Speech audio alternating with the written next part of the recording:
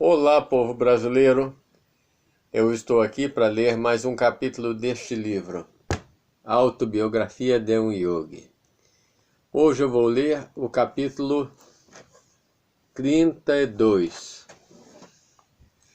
Rama é ressuscitado. Capítulo 32 está na página 317. Quem tiver esse livro na sua casa pode abrir e acompanhar. Página 317. Autobiografia de um Yogi, capítulo 32. Rama é ressuscitado. Achava-se então enfermo um homem chamado Lázaro. Ouvindo isto, Jesus disse: Esta enfermidade não é para a morte, mas para a glória de Deus, para que o Filho de Deus seja glorificado por meio dela. Esta passagem está no Evangelho de João, capítulo 11, versículo 1 até o 4. Sri Yukteswar explicava as escrituras cristãs em certa manhã de sol no terraço do seu eremitério de Serampore. Além de outros discípulos do mestre, eu estava presente com um pequeno grupo de estudantes de Ranchi. Nesta passagem, Jesus chama a si mesmo de o Filho de Deus. Embora estivesse verdadeiramente unido a Deus, esta afirmação sua tem profundo significado impessoal, explicou o meu guru. O Filho de Deus é o Cristo ou consciência divina no homem. Nenhum mortal pode glorificar a Deus. A única honra que o homem pode dar a seu Criador é a de procurá-lo. O homem não pode glorificar uma abstração que desconhece. A glória ou halo em torno da cabeça dos santos é um testemunho simbólico de sua capacidade de prestar homenagem a Deus. Sri Yukteswar continuou a ler a maravilhosa história da ressurreição de Lázaro. Ao concluir, o mestre guardou longo silêncio, com o livro sagrado aberto sobre os joelhos. Também tive o privilégio de ver um milagre parecido. Meu guru falou finalmente, com solene reverência. Lahiri Mahasaya ressuscitou dentre os mortos um dos meus amigos. Os jovens a meu lado sorriam com agudo interesse. Havia suficiente meninice em mim também para apreciar não apenas a filosofia, mas especialmente qualquer história que Sri Yukteswar contasse sobre as prodigiosas experiências com seu guru. Meu amigo Rama e eu éramos inseparáveis. Começou o mestre. Sendo ele tímido e recluso, preferia visitar nosso guru, Lahiri Mahasaya, somente nas horas entre a meia-noite e a alvorada, quando se achava ausente a multidão de discípulos diurnos. Como eu fosse seu mais íntimo amigo, contava-me muitas de suas profundas experiências espirituais. Eu encontrava inspiração em sua companhia ideal. A face do meu guru suavizou-se com recordações. Rama foi repentinamente submetido a um teste severo. Continuou Sri Yukteswar. Ele contraiu cólera asiático. Como nosso mestre nunca pusesse objeções aos serviços médicos em momentos de doença grave, 2 especialistas foram chamados. Aqui, tem uma parte aqui que é importante, olha só. O nosso mestre nunca punha objeções aos serviços médicos em momentos de doença grave. Então quer dizer, mesmo os yogis e essas pessoas que fazem milagres, eles não faziam objeções aos serviços médicos. Sempre procuravam recurso médico. Então, Quando alguém pensar em parar de ir ao médico, isso é uma tolice e é muito perigoso. Você está pondo em risco a própria vida.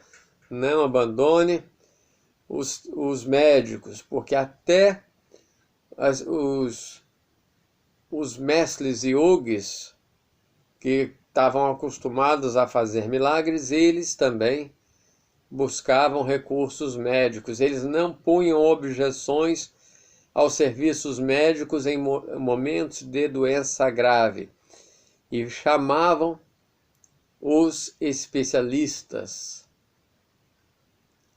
Aí, nesse caso aqui, ó, Rama foi repentinamente submetido a um teste severo. Ele contraiu cólera asiático. Como o nosso mestre nunca pusesse objeções aos serviços médicos em momentos de doença grave, 2 especialistas foram chamados.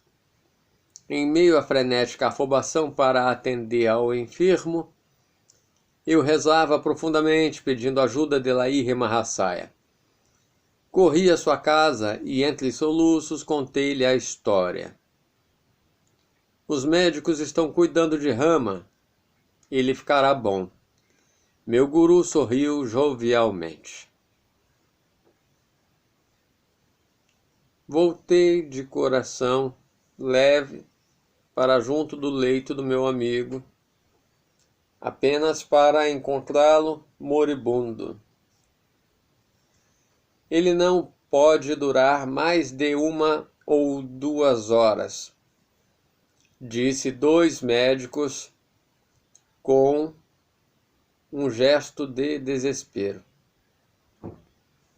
Mais uma vez me apressei a ver Laíre Mahasaya. Os doutores são homens conscienciosos. Tenho certeza de que Rama ficará bom. Alegremente o mestre me despediu. Em casa de Rama,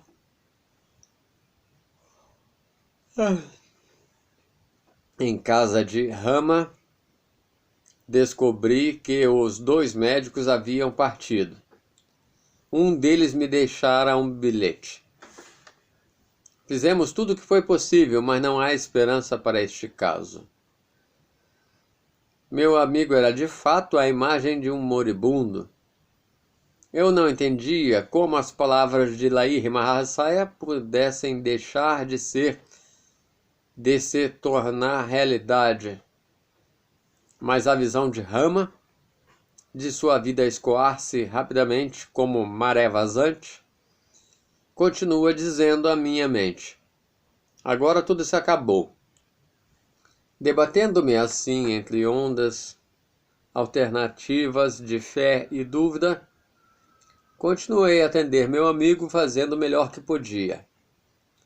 Rama ergueu-se para gritar. Yukteswar, corra ao mestre e diga que parti. Peça que abençoe meu corpo antes do funeral. Com estas palavras e um suspiro profundo, Rama entregou a sua alma. A vítima do cólera permanece muitas vezes consciente e racional até o momento da morte. Chorei durante 1 hora ao lado de sua cama. Ele, que sempre fora um amante da quietude, atingira agora a imobilidade absoluta para a morte. Outro discípulo entrou. Pedi que ficasse na casa até meu regresso. Meio confuso, caminhei penosamente até meu guru. Como está Rama? O rosto de Laíre Mahasaya era todo sorrisos. Senhor, em breve verá como ele está. Desabafei e emotivamente. Em poucas horas verá seu corpo antes de ser carregado à área de cremação. Minha voz falhou e rompi em soluços abertamente. Yukteswar, controle-se. Sente-se quieto e medite. Meu guru entrou em Samadhi. A tarde e a noite passaram em silêncio total. Esforcei-me inutilmente para reaver a tranquilidade interior. Ao amanhecer, Lahir Mahasaya olhou-me consoladoramente. Vejo que ainda está perturbado, porque não explicou ontem que esperava minha ajuda tangível a Rama, sob a forma de algum remédio?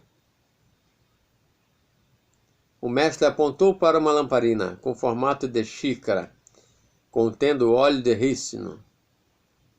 Encha uma garrafinha com óleo da lamparina, ponha 7 gotas na boca de Rama. Senhor, protestei. Ele está morto desde ontem à tarde. Que utilidade tem o óleo agora? Não importa, faça o que eu digo. A atitude alegre de Lahir Mahasaya era incompreensível. Eu ainda não encontrara alívio para minha desolação.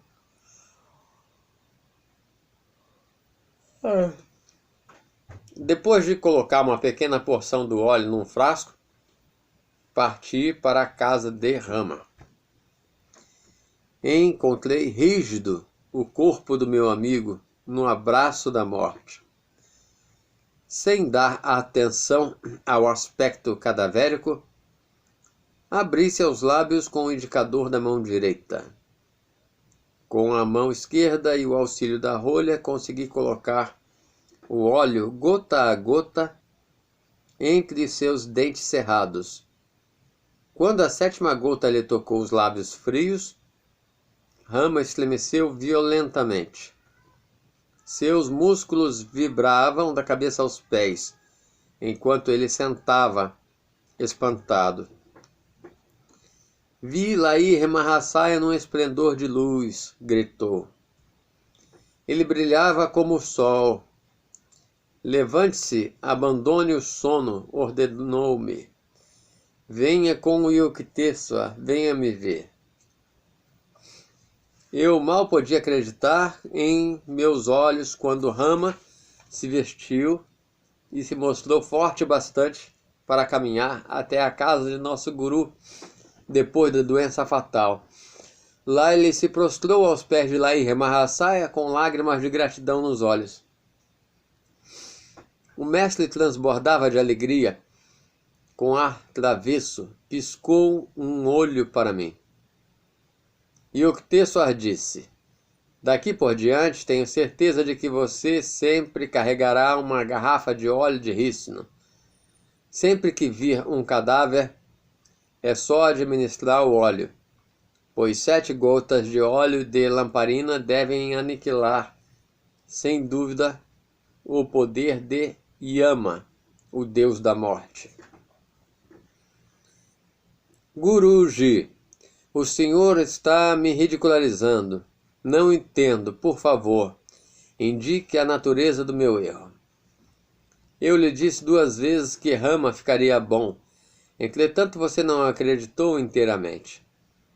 Explicou Lahir Mahasaya. Eu não quis dizer que os doutores poderiam curá-lo. Simplesmente disse que estavam cuidando dele. Não quis interferir no trabalho dos médicos. Eles têm de viver também. Num tom de voz retumbante de alegria, meu guru acrescentou: saiba sempre que o onipotente Paramatma quer dizer alma suprema, pode curar qualquer um, com médico ou sem eles. Vejo meu erro, reconheci com remorso. Sei agora que sua simples palavra está vinculada a todo o cosmos. Quando Sri Yukteswar terminou a assombrosa história, um dos meninos de Ranchi arriscou uma pergunta que, partindo de uma criança, era duplamente compreensível. Senhor, disse ele, por que seu guru recomendou o óleo de rícino? Menino, o óleo não tinha significado especial.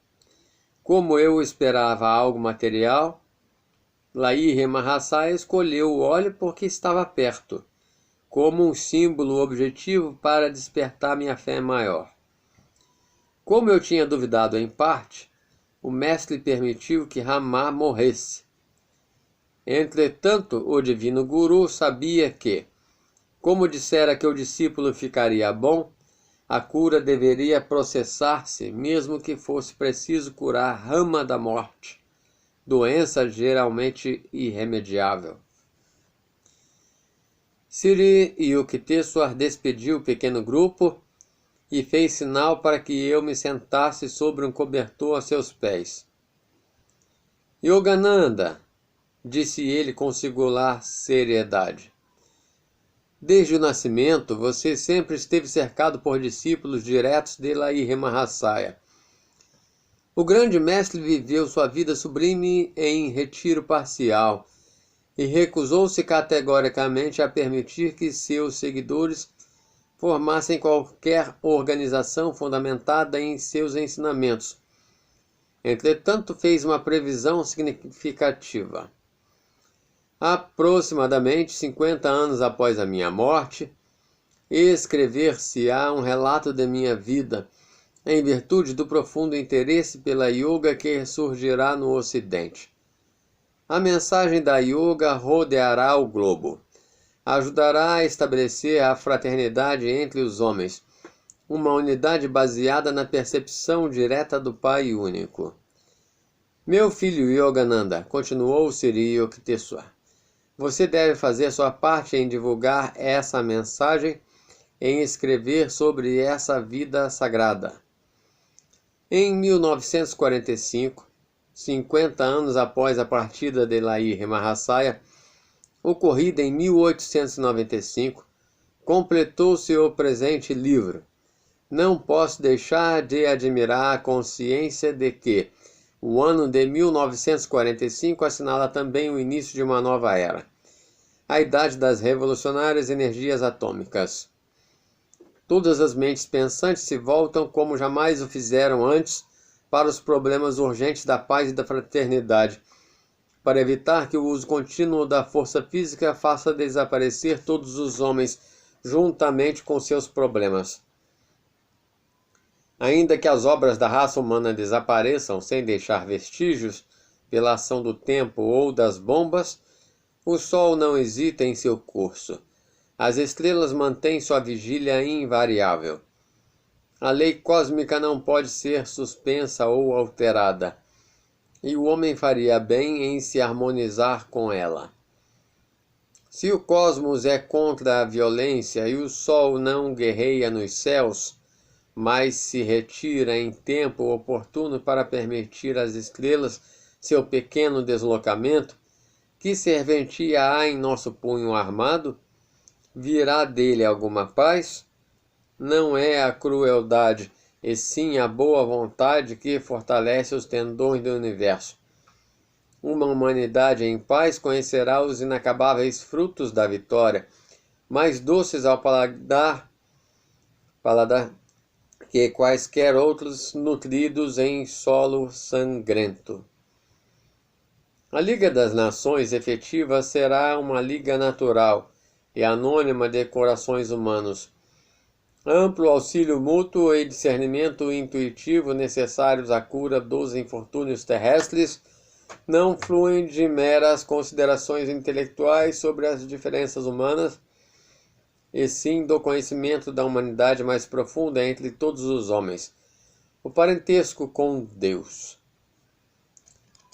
Para atingir o supremo ideal do mundo, a paz através da fraternidade, possa a yoga, ciência da comunhão pessoal com o divino, difundir-se com o tempo entre todos os homens em todas as terras.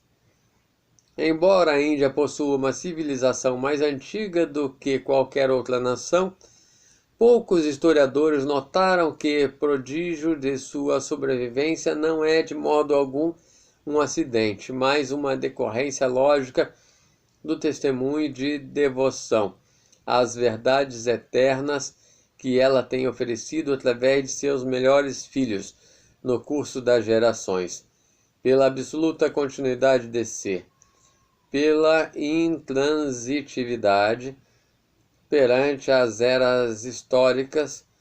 Poderão os empoeirados acadêmicos dizer-nos quantas? A Índia deu a mais valiosa resposta de qualquer povo ao desafio do tempo. A história bíblica da súplica de Abraão ao Senhor, que está no livro de Gênesis, capítulo 18, versículos 23 até o 32, para que a cidade de Sodoma fosse poupada, se 10 homens justos pudessem ali ser encontrados, e a resposta divina: não a destruirei por amor aos 10. Ganha um novo significado à luz da isenção da Índia ao esquecimento. Extintos se acham os impérios de nações poderosas, hábeis nas artes bélicas e que foram outrora contemporâneos da Índia, Egito, Babilônia, Grécia e Roma antigos. A resposta do Senhor demonstra claramente que uma nação sobrevive, não por suas conquistas materiais, e sim em virtude daqueles homens que são suas obras-primas. Que as palavras divinas sejam novamente ouvidas no século XX, 2 vezes tingido de sangue antes que lhe transcorresse a metade. Nenhuma nação capaz de produzir 10 homens, grandes aos olhos do juiz incorruptível, conhecerá a extinção. Dócil a essa persuasão, a Índia provou não ser tola. Frente a milhares de astúcias do tempo, em todos os séculos, mestres autorrealizados santificaram seu solo. Sábios modernos semelhantes a Cristo, como Lahiri Mahasaya e Sri Yukteswar, levantam-se para proclamar que o conhecimento da yoga, a ciência da realização divina, é vital para a felicidade do homem e a longevidade de uma nação. Há pouca informação impressa sobre a vida de Lahiri Mahasaya e de sua doutrina universal. Curta biografia em Bengali.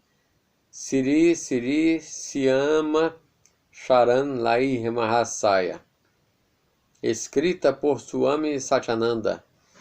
Apareceu em 1941. De suas páginas traduzi algumas passagens para este capítulo sobre Lahiri Mahasaya.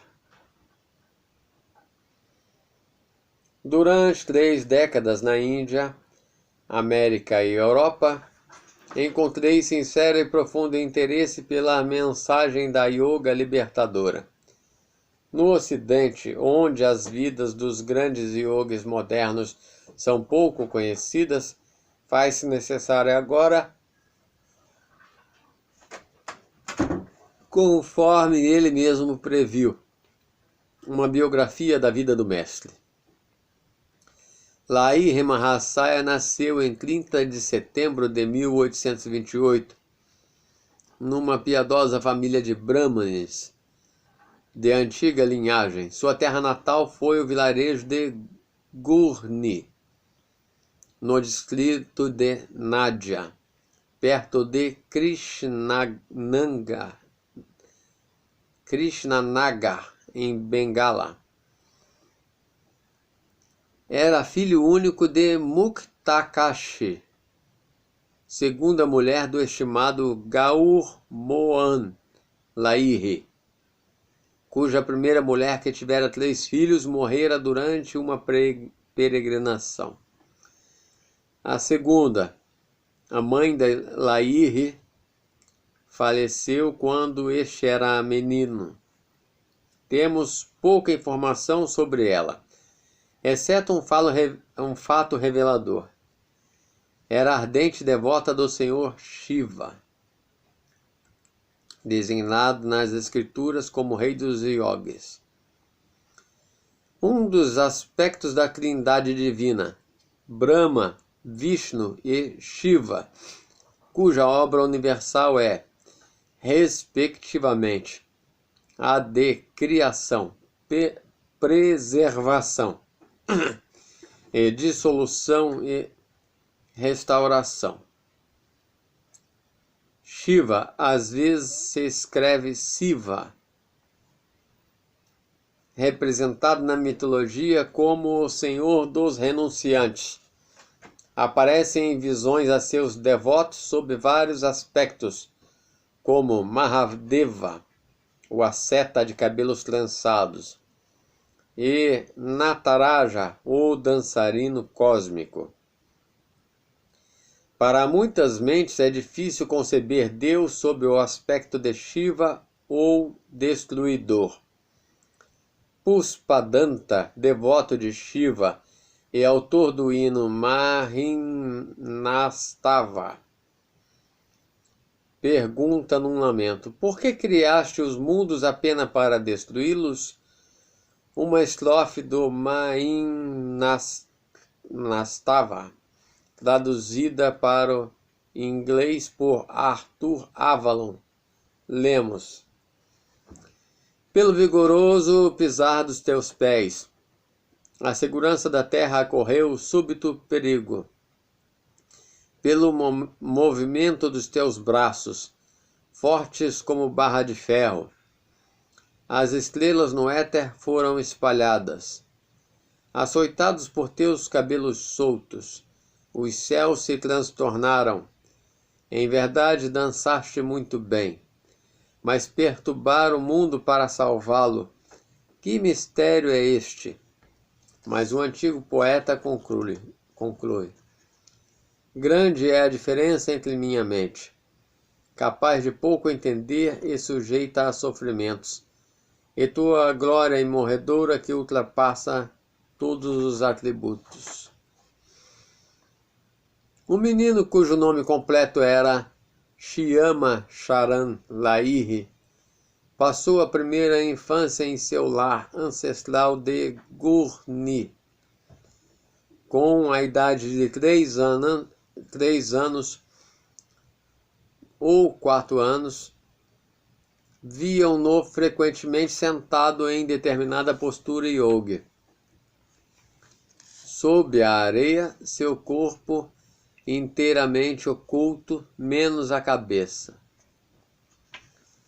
A propriedade da família foi destruída no inverno de 1833, quando o vizinho rio Jalange mudou de curso e desapareceu nas profundezas do Ganges. Um dos templos, a Shiva, fundado pela família Lahiri, desapareceu no rio, junto com a residência. Um devoto salvou a imagem de pedra do Senhor Shiva das águas turbulentas e colocou-a em novo templo, hoje muito conhecido como lugar de Shiva, em Gurni. Gal Mohan Lahiri e sua família saíram de Gurni e estabeleceram residência em Benares, onde o pai construiu imediatamente um templo para Shiva. Ele dirigia seu lar segundo a disciplina védica, observando regularmente cerimônias de adoração, obras de caridade e estudo das escrituras. Justo e de mente aberta, não desprezava a corrente benéfica das ideias modernas. Em Benares, o menino Lahiri recebeu aulas de Hindi e Urdu com alguns companheiros. Frequentou uma escola dirigida por Joy Narayan Gosal, recebendo instrução em sânscrito, bengali, francês e inglês. Dedicando-se ao estudo rigoroso dos Vedas, o jovem yogi ouvia com atenção as discussões sobre as escrituras entre brahmanes cultos, um dos quais, Nagbata, era um erudito do povo Maratha. O jovem Siana Charan, por sua bondade, delicadeza e coragem, era querido por seus companheiros. Com um físico bem proporcionado, saudável e forte, sobressaiu-se em natação e em muitas proezas de habilidade manual. Em 1846, Shyama Charan Lahiri casou-se com Srimati Kashi Moni, filha de Sri Debnarayan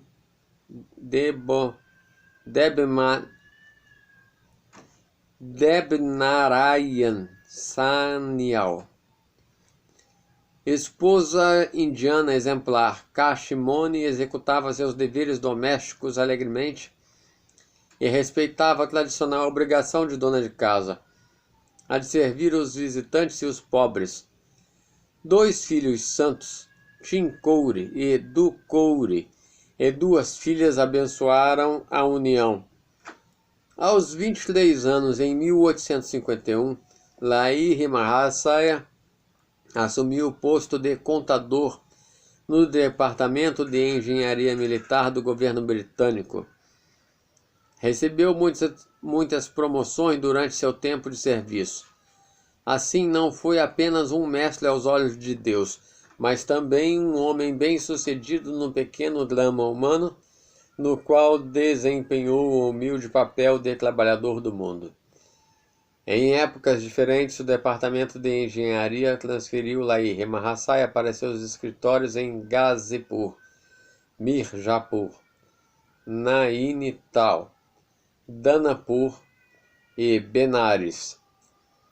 Após a morte do pai, o jovem assumiu responsabilidade por todos os membros da sua família.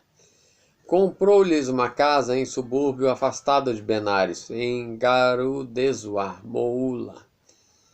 Aos 33 anos, Lahiri Mahasaya viu cumprir-se o desígnio para o qual reencarnara na Terra. Encontrou seu grande guru Babaji perto de Raniket, no Himalaia, e foi por ele iniciado em Kriya Yoga.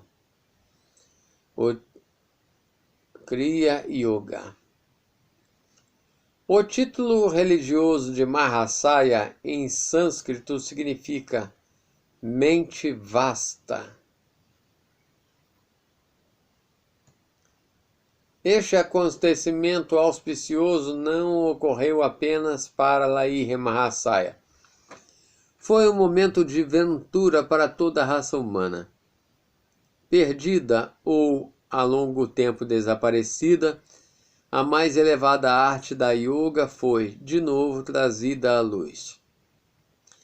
Segundo os lendários Puranas, o Ganges desceu do céu à terra para oferecer um sorvo divino ao sedento devoto Bhagirath. As águas de mãe Ganga,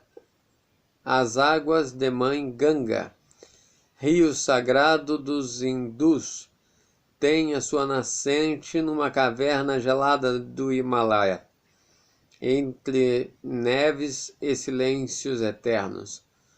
No decurso dos séculos, milhares de santos preferiram permanecer junto ao Ganges e deixaram ao longo de suas margens uma aura de bênçãos. Um aspecto extraordinário e talvez ímpar do rio Ganges é a sua natureza impoluível. Nenhuma bactéria vive em sua esterilidade inalterável. Milhões de hindus usam suas águas sem danos para beber e tomar banho. Este fato desconcerta os cientistas modernos. Um deles, o Dr. John Howard Northrop, co-laureado com o Prêmio Nobel de Química em 1946, disse recentemente: "Sabemos que o Ganges está altamente contaminado. Apesar disso, os indianos bebem suas águas, nadam nelas e aparentemente não são afetados." E acrescentou esperançoso: talvez bacteriófagos, vírus que destroem as bactérias, esterilizem o rio. Os Vedas inculcam reverência por todos os fenômenos naturais. O hindu devoto compreende bem o louvor de São Francisco de Assis. Bendito sejas, meu Senhor, por nossa irmã, água tão útil, humilde, casta e preciosa.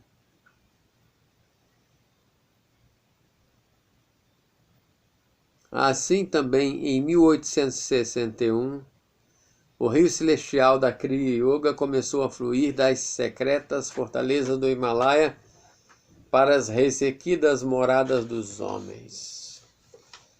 E aqui acabou o capítulo 32.